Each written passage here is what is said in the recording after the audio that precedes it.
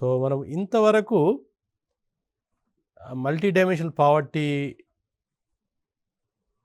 ఈ అంతర్జాతీయంగా ఎలా ఉన్నది, తర్వాత ఇండియాలో అగ్రిగేట్ లెవెల్లో ఎలా ఉన్నదనేది మనము ఇంతవరకు చెప్పుకోవడం జరిగింది. అయితే ఇప్పుడు ఏంటంటే మన తెలంగాణ ఆర్థిక వ్యవస్థలో మల్టీ డైమెన్షన్ పావర్టీ సినారియో ఎలా ఉన్నదని చెప్పుకోవాలన్నప్పుడు మనము భారతదేశంలో వివిధ రాష్ట్రాలతో పోల్చుకుంటే తెలంగాణలో ఎంత ఉందని అంటే పోల్చుకోవడం, ఫస్ట్ ఇంటర్ స్టేట్ కంపారిజన్ అనేది చాలా ముఖ్యం. ఎందుకంటే అప్పుడు ఏంటంటే మన తెలంగాణ యొక్క పరిస్థితి ఎలా ఉన్నదని కొంతవరకు మనకు దోహదపడుతుంది. సో కంపారిజన్ చేసినప్పుడు ఫస్ట్ ఏంటంటే మిగతా ఇంపార్టెంట్ రాష్ట్రాలలో అన్నిటిలో కాకుండా ముఖ్యంగా ఏ రాష్ట్రాలలో ఎక్కువగా ఉన్నది, ఏ రాష్ట్రాలలో తక్కువ ఉంది, అది మన తెలంగాణలో కానీ ఆంధ్రాలో కానీ ఎలా ఉన్నది అనేది మనము చెప్పుకోవాలన్నప్పుడు దీంట్లో మనకు కొంత గణాంకాలు చూసుకోవడం జరుగుతుంది. అంటే ఇండియాలో పొజిషన్ అంతర్జాతీయంగా ఇండియా పొజిషన్ ఏంటో చెప్పడం జరిగింది. 67 అవుట్ ఆఫ్ 111 కంట్రీస్ చెప్పుకోవడం జరిగింది. ఇక విత్ ఇన్ ఇండియా వివిధ రాష్ట్రాల్లో ఈ మల్టీ డైమెన్షనల్ పావర్టీ ఇండెక్స్లో ఏ పొజిషన్లో ఉన్నాయనేది అది మనకు రెండు విధాలు చెప్తాం. అంటే ఒకటి ఏంటంటే వాళ్ళ యొక్క ఇంటెన్స్ ఎంత జనాభా మల్టీ డైమెన్షనల్ పావర్టీ పూర్ ఉన్నారు, తర్వాత వాళ్ళ యొక్క పొజిషన్ ఏంటనేది ఈ పట్టిక ద్వారా చెప్పుకోవచ్చు. ఓకే, ఈ పట్టికలు ఏంటంటే మనము ఈ ముఖ్యమైన స్టేట్స్ ఏవైతే హైయెస్ట్ మల్టీ పావర్టీ ఇండెక్స్ ఉన్న రాష్ట్రాలు కనిష్టంగా ఉన్నాయి, ఇవి కొన్ని పెట్టడం జరిగింది.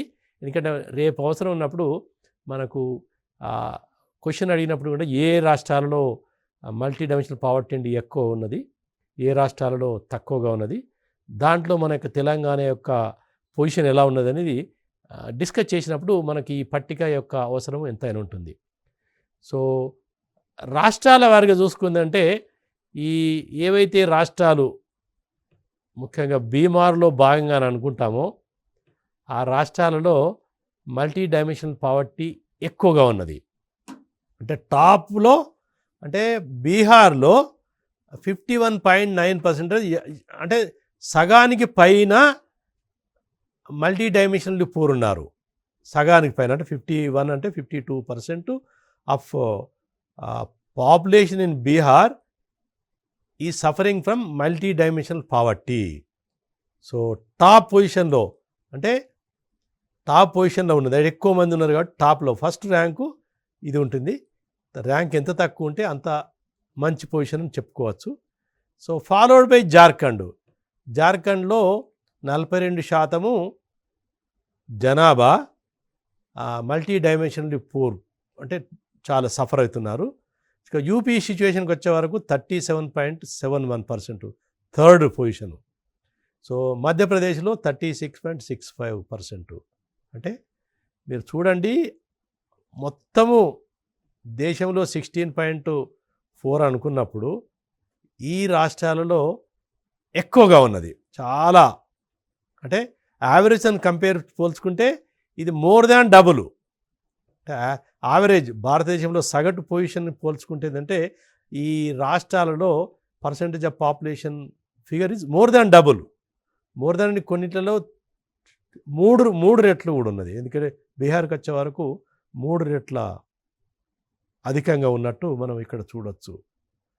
ఇక అతి తక్కువ అంటే ఆల్మోస్ట్ తక్కువ ఉన్న రాష్ట్రాలకు వచ్చే వరకు కేరళ, గోవా, సిక్కిం, తమిళనాడు, తర్వాత పంజాబ్ పొజిషన్ వస్తుంది. ఈ రాష్ట్రాలలో ఈ percentage of population suffering from multi dimensional poverties very less అంటే చాలా ఆల్మోస్ట్ 0.7% కేరళలో, 3.76% గోవాలో, 3.82% సిక్కింలో, తమిళనాడులో 5% కంటే తక్కువ జనాభా. అంటే 50% ఎక్కువ, 5% అంటే 1% కంటే తక్కువ. అంటే మనం రాష్ట్రాల పోల్చుకుంటే బీహార్కు కేరళ పోల్చుకుంటే మనం ఎంత డిఫరెన్స్ ఉన్నది. అంటే ఈ సఫరింగ్ అనేది స్టేట్ టు స్టేటు ఎంత ఎక్కువగా ఉన్నది అంటే దీన్ని బట్టి మనము గమనించాలి. సో ఇక మన తెలంగాణకు కానీ ఆంధ్రప్రదేశ్కు వచ్చినప్పుడు ఏంటంటే తెలంగాణలో 12.31% population suffering from multi dimensional poverty. But ఇక తెలంగాణకు వచ్చే వరకు 13.74%. అంటే ఈ రెండు రాష్ట్రాల్లో కూడా సగటు కంటే తక్కువ జనాభా ఈ మల్టీ డైమెన్షనల్ పూర్ ఉన్నారు. సో ఆ విధంగా చూస్తే కొంత అంటే శుభసూచకం అనుకోవచ్చు. బట్ అలాగని అబ్సల్యూట్ చూసుకున్నప్పుడు ఏంటంటే రెండు రాష్ట్రాలు కూడా it is more than double digit reach అయింది. 12.31 అండ్ 13.74. మన కేరళతో పోల్చుకుంటే చాలా గ్యాప్ ఉన్నది. వీటి పొజిషన్ ఏంటంటే భారతదేశంలో 18వ పొజిషను తెలంగాణ అవుతే ఆంధ్రప్రదేశ్ 20వ స్థానంలో ఉన్నది. అంటే ఈ ర్యాంక్ పరంగా కూడా తెలంగాణ యొక్క ర్యాంకు 18 అంటే చాలా రాష్ట్రాలు మనకంటే మంచి పొజిషన్లో ఉన్నాయి అన్నట్టు. సో ఆంధ్ర కంటే మన పొజిషన్ కొంత వరుస ఉన్నట్టు మనకు పోల్చుకోవచ్చు. అంటే ఆంధ్రప్రదేశ్ తెలంగాణ పోల్చుకుంటే ఆంధ్రప్రదేశ్ ఇస్ బెటర్ పొజిషను. ఎందుకంటే only 12.31% is below multi dimensional poverty poor. So తెలంగాణలో ఇది 13.74%. సో కాబట్టి కొంత బట్ భారతదేశం సగటుతో పోల్చుకుంటే ఆల్ ఇండియా లెవెల్తో పోల్చుకుంటే ఈ రెండు రాష్ట్రాలకు కొంచెం బెటర్ ఉన్నట్టు మనం ఈ గణాంకాలు చెప్పడం జరుగుతుంది. ఇక ఫర్దర్ డీటెయిల్స్కి వచ్చే వరకు ఈ తెలంగాణలో ఫర్దర్ డీటెయిల్స్కి వచ్చే వరకు ఏంటంటే ఇంకా కొంత డీటెయిల్ ఈ రూరల్ అర్బన్ ఏరియాస్లో ఎలా ఉన్నది అనేది చెప్తున్నాం. మనం ఆల్రెడీ చెప్పుకోవడం జరిగింది. ఇదివరకు ఈ యొక్క ఇండెక్స్ను అంచనా వేసేటప్పుడు రెండు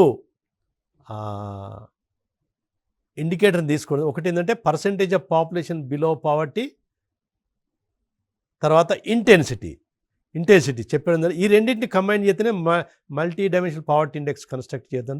ఇది రూరల్ అర్బన్ ఏరియాస్ పోల్చుకున్నప్పుడు రూరల్ ఏరియాస్లో 20.15% of population is below multi dimensional poor poverty, అంటే they are poor.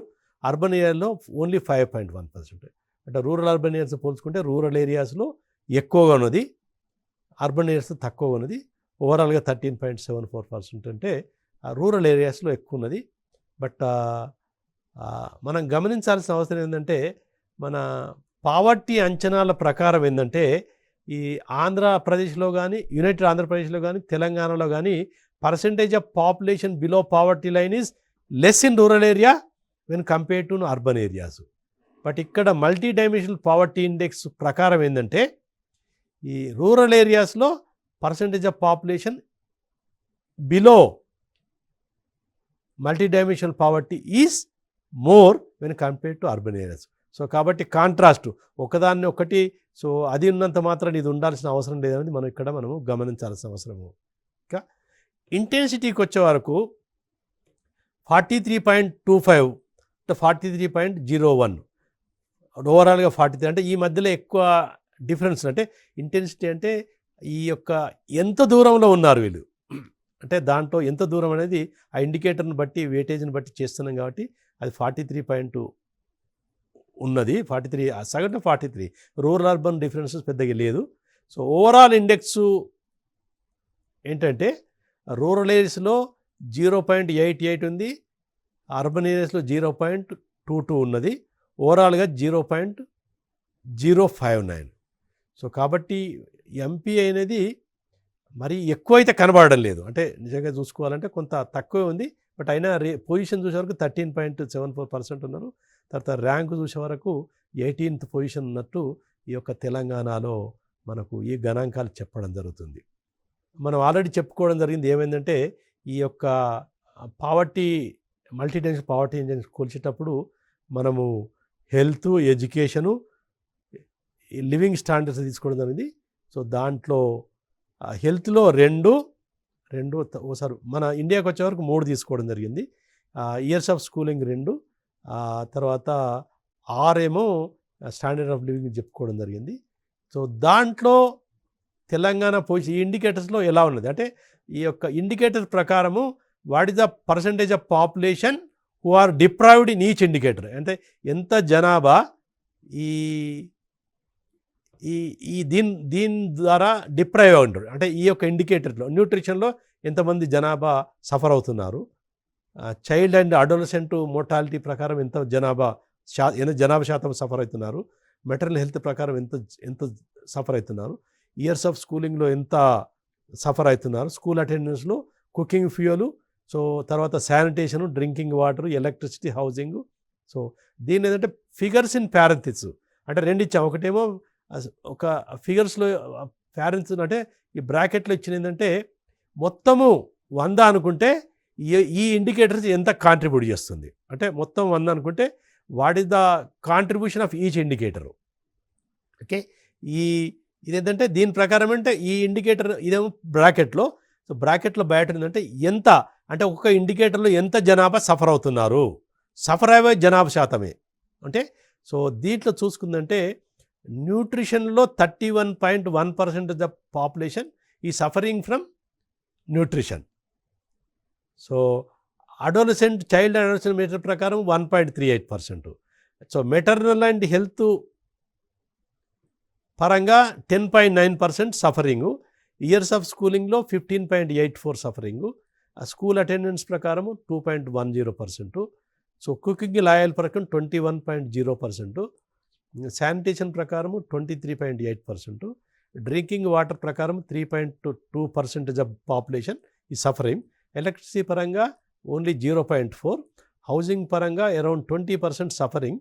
So assets ఆస్తుల పరంగా అరౌండ్ 12.79 13%, బ్యాంక్ అకౌంట్స్ పరంగా మనకు 2.90%.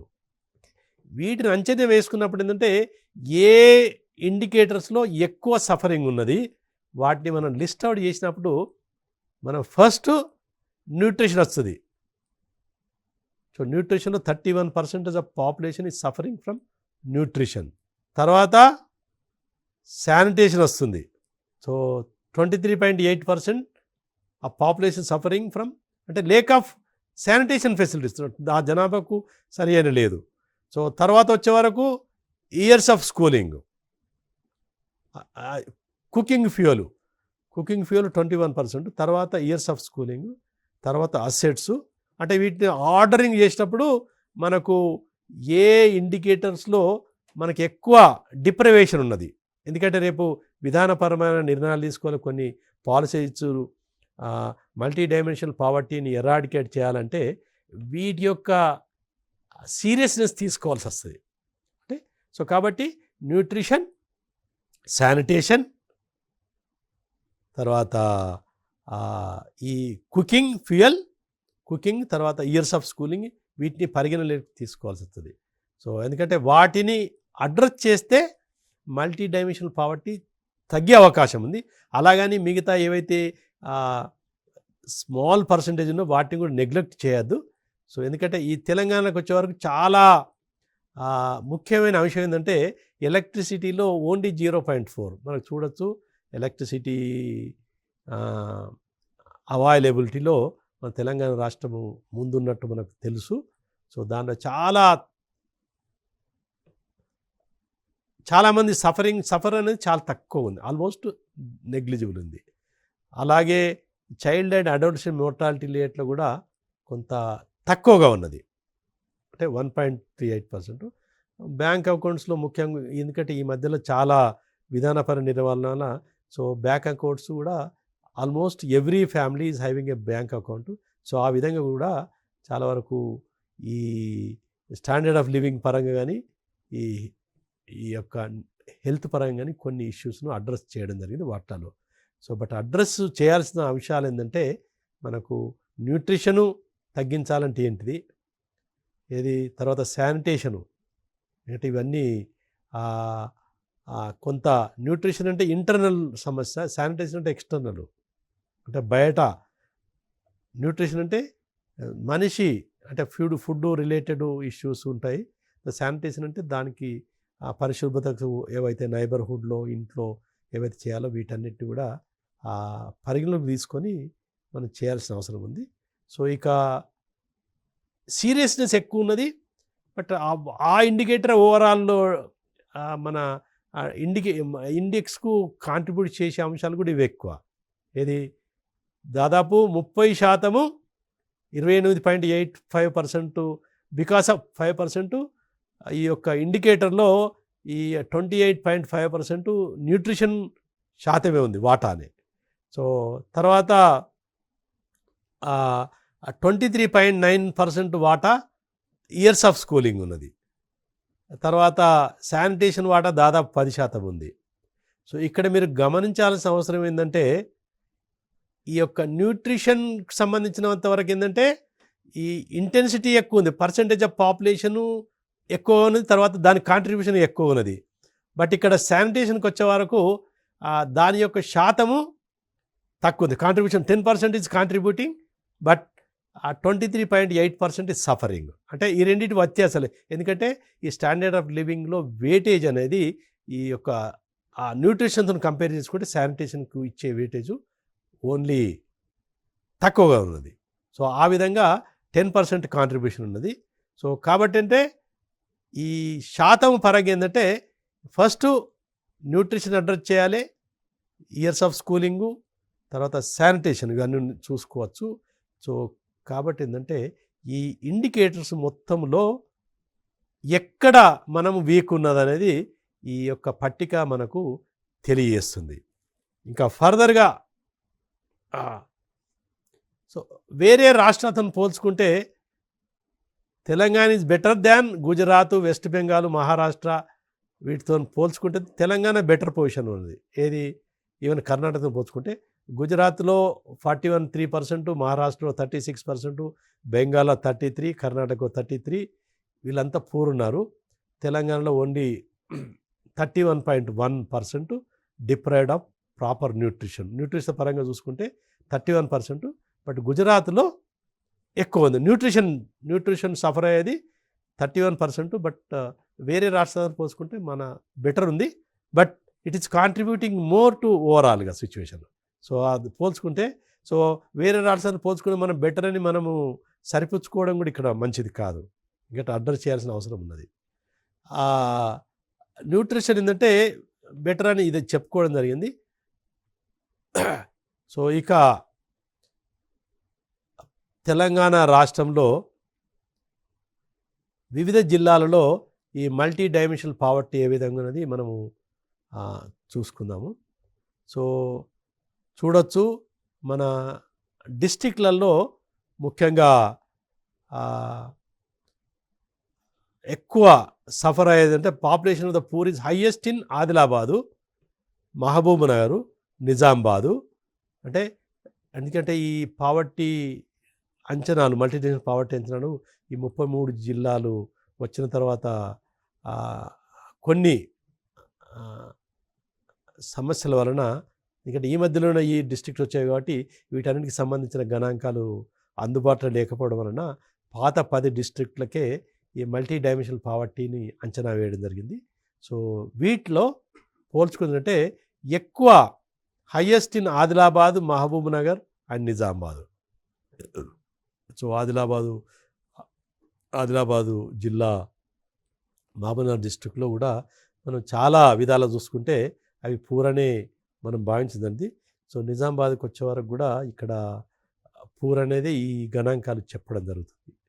ఇక డిస్ట్రిక్ట్ వైజ్ అంచనాలు వేసుకున్నప్పుడు మనం ఆల్రెడీ పర్సంటేజ్ ఆఫ్ పాపులేషన్ అంకెపరంగా ఇదివరకంటే ఓవరాల్గా ఆదిలాబాద్, మహబూబ్ నగర్, నిజామాబాద్, మెదక్, నల్గొండలో హైయెస్ట్ ఉంది. అంటే వీటిని ర్యాంక్ చేసినప్పుడు ఏంటంటే ఆదిలాబాదు ఫస్ట్ ఎక్కువ ఉన్న అతి ఎక్కువగా ఉన్న జిల్లా అంటే ఆదిలాబాదు, తర్వాత మహబూబ్ నగరు, నిజామాబాదు ర్యాంక్స్ బ్రాకెట్లో ఇవ్వడం జరిగింది. మెదక్ 4th, నల్గొండ 5. సో వీటిలో ఎంత సీరియస్ ఉందంటే 27.43% ఆ population is head count ratio ప్రకారం ఉన్నారు. 26.11% మహబూబ్ నగరు, 21.44% నిజామాబాదు, మెదక్లో 17.9%, నల్గొండలో 15.3%. వీటన్నిటిలో కూడా తెలంగాణ సగటు కంటే ఎక్కువగా ఉన్న జిల్లాలు ఇవి. వీటిలలో ఎక్కువగా ఉన్నది. So when compare to other one. So ఇక అతి తక్కువగా ఉన్న జిల్లాలు ఏమిటంటే మనకు హైదరాబాద్లో కనిష్టంగా ఉంది. Only 4.27% of population suffering from multi dimensional poverty.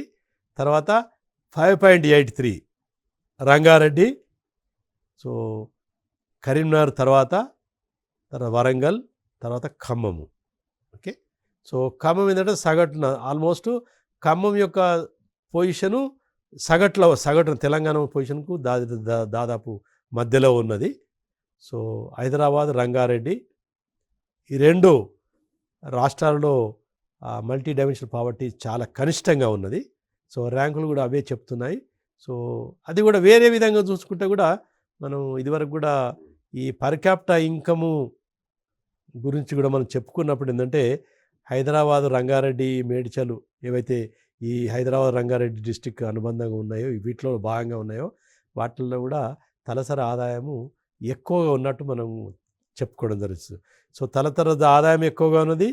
తర్వాత మల్టీ డైమెన్షనల్ పావర్టీ కూడా ఈ జిల్లాలో తక్కువగా ఉన్నది. ఇక్కడ రంగారెడ్డి, హైదరాబాద్ చివరకు వీటి మేడ్చల్ చుట్టుపక్కల హైదరాబాద్ చుట్టుపక్కల ఉన్న జిల్లాలే కాబట్టి వీటిల్లో కూడా ఉన్నది. అంటే దాంతో తలసరి ఆదాయంతో కూడా కొంత సంబంధం ఉన్నట్టు కూడా మనము ఈ జిల్లాల వారి మల్టీ డైమెన్షనల్ పావర్టీ ఇండెక్స్ గురించి ఇక్కడ చెప్పుకోవచ్చు. సో ఇక వివిధ అంశాల పరంగా, ఎందుకంటే మనము హెల్త్, ఎడ్యుకేషను, స్టాండర్డ్ ఆఫ్ లివింగ్కి వచ్చినప్పుడు జిల్లాల వారిగా చూసుకున్నప్పుడు ఏంటంటే population deprived child and adolescent mortality is 1.38% in తెలంగాణలో. The state is 22nd place and is better position than its sibling state Andhra Pradesh. అంటే సో తెలంగాణలో ఈ ఇండికేటర్ పరంగా అంటే ఇండికేటర్ ప్రకారంగా అంటే ఇది తెలంగాణలో 1.38%, బట్ ఏపీతో పోల్చుకుంటే ఇది కొంత బెటర్ ఉన్నట్టు ఇండికేటర్ చెప్పడం జరుగుతుంది. So if A house hold is considered to be deprived if any child adolescent under 18, అంటే ఇది ఏ విధంగా నిర్వచించినది ఇక్కడ మనము చెప్పవచ్చు. అసెట్స్ పరంగా ఏంటంటే, ఆస్తుల పరంగా ఏంటంటే మనం చెప్పాం కదా, ఆస్తుల పరంగా 12.79% of the states population is deprived of assets. The house hold is deprived of assets if the residents do not own. Assets అంటే ఏంటంటే ఇక్కడ మనం చెప్పుకోవాల్సిందంటే రేడియో కానీ, టీవీ కానీ, టెలిఫోన్ కానీ, కంప్యూటర్ కానీ, ఎనిమల్ కార్ట్ అంటే ఎద్దుల బండి, bicycle, motor bike and refrigerator, వీటిల్లో లేనప్పుడు మనం వాటిని లేక్ ఆఫ్ అసెట్స్ కింద మనం పరిగణించద్దు. ఆ విధంగా చూస్తే 12.79% of Telangana population deprived of assets ఈ దీని ప్రకారం. ఓకే, సో వీటిల్లో మనం చూసుకుంటే ఏంటంటే కొంతవరకు మనకు తెలంగాణ పరంగా చూసుకుంటే, ఇండియా పరంగా చూసుకుంటే ఏంటంటే మనకు ఏ స్టేట్స్లో పొజిషన్ ఎలా ఉన్నది, ఇక తెలంగాణకు వచ్చే వరకు పరిస్థితి ఎలా ఉన్నది మనము భావించడం జరుగుతుంది. సో ఇక్కడ ఏంటంటే మనకు వీటి గురించి చెప్పుకున్నప్పుడు ఏంటంటే మనకు పావర్టీ, మల్టీ డైమెన్షనల్ పావర్టీ ఎంత ఉన్నది, దాంట్లో ఏ అంశాలలో మనము దృష్టి పెట్టాల్సిన అవసరం ఉన్నది. సో దీని పరంగా చూసుకున్నప్పుడు మనకు ఈ ఇండికేటర్ చెప్పుకోవడం జరిగింది. ఈ ఇండికేటర్లో మనం చూడాలా అంటే తెలంగాణలో ఈ యొక్క డిప్రైవేషను మనకు 13.74% ఉంది, దాని 18th పొజిషన్ ఉంది. బట్ దీన్ని ఫర్దర్గా రెడ్యూస్ చేయాలంటే ఏ అంశాలపై మనము దృష్టి సారించాల్సిన అవసరం ఉన్నది, దీని గురించి ఆల్రెడీ చెప్పడం జరిగింది. అంటే first and most important is nutrition. So న్యూట్రిషన్లో దేని మీద, చైల్డ్ న్యూట్రిషను మనకు గణాంకాల ప్రకారం ఏంటంటే దీన్ని ఫర్దర్గా డిస్కస్ చేసినప్పుడు మన దగ్గర తెలంగాణలో చాలామంది ఈ పిల్లలు they are suffering from stunting, wasting, వీటిలో కొన్ని. సో పిల్లలకు పోషకాహారము ఇవ్వాల్సిన అవసరం ఉంది. సో న్యూట్రిషన్ను మనం అంచనా వేస్తే, న్యూట్రిషన్ను ఫోకస్ చేస్తే దానివల్ల ముఖ్యంగా చైల్డ్ న్యూట్రిషన్పై ఫోకస్ చేస్తే మనం మల్టీ డైమెన్షనల్ పావర్టీని తగ్గించడానికి అవకాశం ఉంది. So therefore nutrition in general, child nutrition in particular can reduce multi dimensional poverty to a greater extent అంటే దానిలో. ఇక రెండవ ఏంటంటే ఇయర్స్ ఆఫ్ స్కూలింగ్ పెట్టాము. ఇయర్స్ ఆఫ్ స్కూలింగు దాదాపు 24% కాంట్రిబ్యూషను ఈ యొక్క ఇయర్స్ ఆఫ్ స్కూలింగ్లో ఉన్నది. ఇయర్స్ ఆఫ్ స్కూలింగ్ అంటే 10 సంవత్సరాల కంటే ఎక్కువ ఉన్నవాళ్ళు